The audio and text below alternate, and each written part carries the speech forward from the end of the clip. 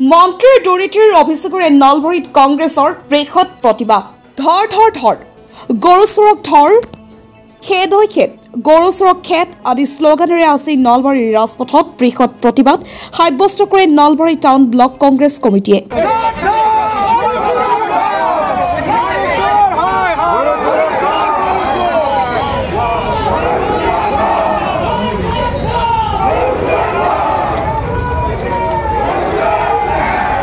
ৰাজ্যত খাদ্য সামগ্ৰীৰ আকাশলংঘী মূল্য বৃদ্ধি, অত্যাধিক ঋণৰ বোজা,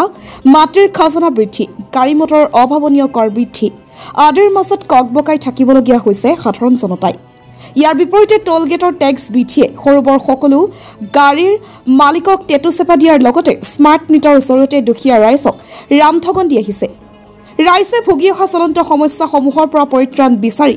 আজি নলবাৰীত বৃহৎ প্ৰতিবাদী কাৰ্যসূচী ৰূপায়ণ কৰে নলবাৰী টাউন ব্লক কংগ্ৰেছ কমিটিয়ে।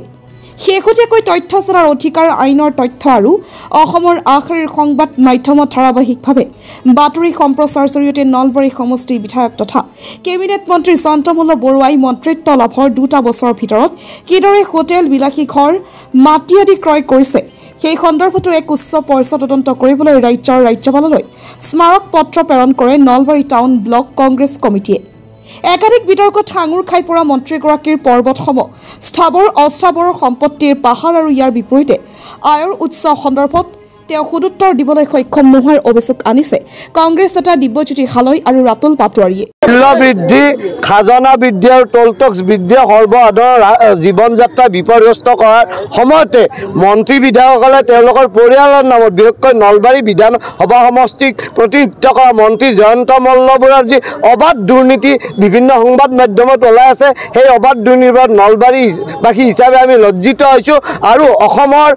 মহামহিম ৰাজ্যপালক আমি জিলা উপায়ুক্তৰ জৰিয়তে এখন স্মাৰক দিব খুজিছোঁ যে মন্ত্ৰী জয়ন্ত মল্ল বৰুৱাৰ যি তদন্ত সম্পত্তিৰ দুৰ্নীতিৰ অভিযোগ আছে সেই সম্পত্তিৰ ওপৰত তদন্ত কৰি উচিত ব্যৱস্থা কৰিব লাগে। অন্যথা নলবাৰীবাসীয়ে আগন্তুক দিনত জনপ্ৰতিনিধি জয়ন্ত মল্ল বৰুৱাই নলবাৰীবাসীক দুৰ্নীতি কৰি লজ্জানত কৰাৰ প্ৰতিবাদত আন্দোলন কাৰ্যসূচী অব্যাহত ৰাখিব। স্মাৰক পত্ৰৰ জৰিয়তে অভাৱনীয় সম্পত্তি আহৰণৰ বিষয়টো এগৰাকী অৱসৰপ্ৰাপ্ত ন্যায়াধীশৰ জৰিয়তে তদন্তৰ বাবে অনুৰোধ জনায় কংগ্ৰেছ দলে। যে অত্যাধিক যি বয় বস্তুৰ মূল্য বৃদ্ধি, সেই বস্তুৰ মূল্য বৃদ্ধি কম কৰাৰ ক্ষেত্ৰত এই চৰকাৰখনে সদায় অনীহা প্ৰকাশ কৰি আহিছে আৰু কৰিবই, কাৰণ তেখেতসকলৰ মন্ত্ৰী বিধায়কসকলৰ সম্পত্তি অপাৰ হৈছে।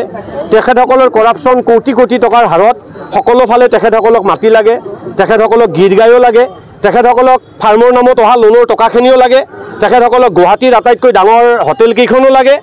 আৰু তেখেতসকলক চাহপাতৰ বাগানকেইখনো লাগে। আকৌ এতিয়া মই ভাবোঁ গাঁৱৰ আমাৰ যিকেইটা পুখুৰী আছে, পথাৰ আছে, সেইখিনিত এইবাৰ বিজেপি চৰকাৰৰ নেতা মন্ত্ৰীসকলে হাত দিব। গতিকে মূল্য বৃদ্ধি ৰোধ, অত্যাধিক খাজনাৰ ভাৰে দুখীয়া খেতিয়কসকলক হাৰ ভাঙি দিছে, খাজনা ইমান নকৰি কমাই দিব লাগে। টোল টেক্স যি হাৰত বৃদ্ধি হৈ আছে আৰু টোল গেট যেনেকৈ বৃদ্ধি কৰিবলৈ লৈছে তাৰ বিৰুদ্ধে আমাৰ এই প্ৰতিবাদ। যেতিয়াই অসমৰ মুখ্যমন্ত্ৰীয়ে দুৰ্নীতিৰ কথা ওলাই আমি দেখিছোঁ অফিচ কাছাৰীত 2000 টকা কৰাপশ্যন হ'লেও তেওঁক হাতত বান্ধি লৈ CM ভিজিলেন্সৰ মানুহে এৰেষ্ট কৰে আৰু চাকৰিৰ পৰা বৰখাস্ত কৰে। সেই একেখন চৰকাৰে যেতিয়া কোটি কোটি টকাৰ কৰাপশ্যনৰ চাৰ্জেছ বিজেপি মন্ত্ৰী বিধায়ক নেতা পালি নেতাৰ বিৰুদ্ধে আহে, সেই একেজন মুখ্যমন্ত্ৰীয়ে নিশ্চুপ থাকে, তেতিয়া আমাৰ সন্দেহ উপজে যে জিৰ' টলাৰেঞ্চৰ চৰকাৰৰ মুখ্যমন্ত্ৰী বুলি কোৱা হিমন্ত বিশ্ব শৰ্মা ডাঙৰীয়াই সকলোৰে পৰা ইয়াৰ ভাগ বিনিময়ত জড়িত থাকে নেকি। লক্ষণীয়ভাৱে নলবাৰী জিলা কংগ্ৰেছৰ সভাপতি ৰাতুল পাটোৱাৰী, প্ৰদেশ কংগ্ৰেছৰ সম্পাদক দিব্যজ্যোতি হালৈ, নলবাৰী টাউন ব্লক কংগ্ৰেছ কমিটিৰ সভাপতি দীপক তালুকদাৰ, টাউন ব্লক কংগ্ৰেছ কমিটিৰ প্ৰশাসনিক সাধাৰণ সম্পাদক মুবাৰক আলী নেতৃত্বত নলবাৰী চহৰত এই প্ৰতিবাদ সাব্যস্ত কৰে।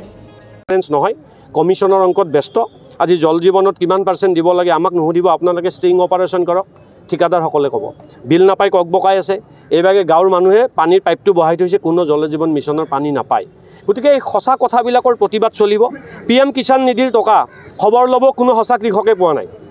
বিজেপিৰ কৰ্মকৰ্তাসকলক 7-8টা একাউণ্টত এটা পৰিয়ালতে ভগাই ভগাই দিছে। আৰু এইটো মই কোৱা নাই, ভাৰতৰ সেই সময়ৰ এগ্ৰিকালচাৰ মন্ত্ৰীজনে কৈছিল যে 5000 কোটিতকৈ অধিক কৰাপশ্যন PM কিষাণ নিধিত হৈছে আৰু অসমত আটাইতকৈ বেছি ভুৱা কৃষকৰ নামত এই টকা ভৰাই দিয়া হৈছে। কিন্তু তাৰ পিছত স্বচ্ছ মুখ্যমন্ত্ৰীজনে আজিলৈকে কিয় নিমাত থাকিল? এই প্ৰশ্নবিলাক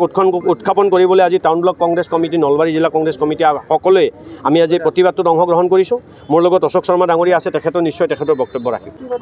গীৰ গাইৰ সম্পৰ্কত যিখিনি কথা ওলাইছিল তাৰ পিছত ধাৰাবাহিকভাৱে তথ্য জনাৰ অধিকাৰৰ অধীনত আৰু প্ৰতিদিন সংবাদ গোষ্ঠীয়ে যেনেধৰণে নলবাৰী সমষ্টিৰ বিধায়ক তথা মন্ত্ৰী জয়ন্ত মল্লবৰুৱাৰ সা সম্পত্তিৰ হিচাপ দি আছে এই কথাটোত যদি আমি সকলোৱে চাওঁ তেনেহ'লে এই সম্পত্তিখিনি আহৰণৰ বেছিভাগেই 2023 চনৰ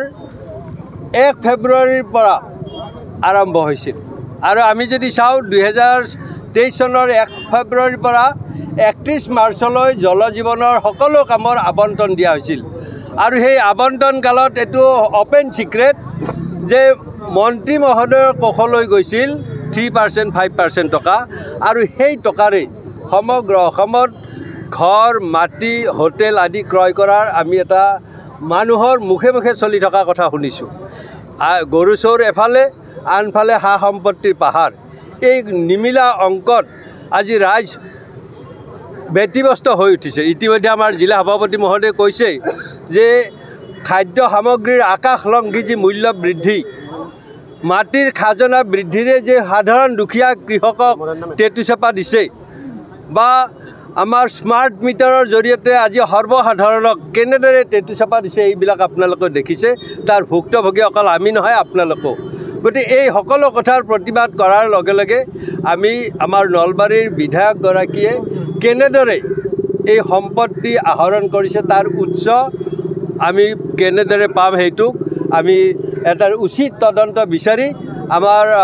মহামহিম ৰাজ্যপাল মহোদয়লৈ উপায়ুক্তৰ জৰিয়তে আমি আজি স্মাৰকপত্ৰ দিম আমাৰ এই কাৰ্যসূচীটোত আমাৰ ইতিমধ্যে আমাৰ জিলাৰ সভাপতি বক্তব্য ৰাখিছে আমাৰ আজি টাউন ব্লকৰ সভাপতিৰ নেতৃত্বত এই অনুষ্ঠানটো হৈছে দীপক তালুকদাৰ তেখেত ডাঙৰীয়া আছে আমাৰ APCC ছেক্ৰেটাৰী দিব্যজ্যোতি হালৈ ডাঙৰীয়া আছে আমাৰ যুৱ কংগ্ৰেছৰ এগৰাকী নেতা সত্যেন দাস ডাঙৰীয়াৰ লগতে আমাৰ বিভিন্ন পৰ্যায়ৰ আমি কৰ্মীবিলাকে আজি একত্ৰিত হৈ এই প্ৰতিবাদ সাব্যস্ত কৰিছোঁ যিমান পাৰি সিমান সোনকালে আপোনালোকৰ ঘৰুৱা ড্ৰেছত সভালৈ আহক মানে যদি যদি অংগনবাদী কেন্দ্ৰৰ কৰ্মী এজন আছে তেওঁৰ ড্ৰেছ আছে তেওঁক সেই ড্ৰেছত আহিব নিদিয়ে তেওঁক চিভিল ড্ৰেছত আহিব দিয়ে আহি মিটিং শেষ নোহোৱালৈ বহিব দিয়ে গতিকে চৰকাৰী মানুহেৰে তেওঁৰ মিটিং চলোৱাৰ যি কৌশল এতিয়া সৰ্বসাধাৰণে বুজি পাইছে বা তেওঁলোকে সদায় মিছা কথা কয় যেতিয়া গীৰ গাই কলাল তেতিয়া মুখ্যমন্ত্ৰী মহোদয়ে কি কৈছে যে মন্ত্ৰিত্ব গ'লে কি কৰি খাব গতিকে তেওঁলোকে গৰু গাই পুহিছে কিন্তু এতিয়া যিমান সম্পত্তি কৰিছে গৰু গাই তেওঁলোকে পুহিব নালাগে তেওঁলোকে সেই হোটেল চলাইও খাব পাৰে অকল দিছপুৰতে যে হোটেল খবৰ পাইছে এইটো নহয় তেজপুৰতো হোটেল আছে সিগনেট হোটেল নামৰ এখন হোটেল মন্ত্ৰীগৰাকীৰ আছে গতিকে ইমান যে অলেখ সম্পত্তি কৰিছে তাৰ এটা উচিত তদন্ত বিচাৰি আমি আজি স্মাৰকপত্ৰ দিব আহিছোঁ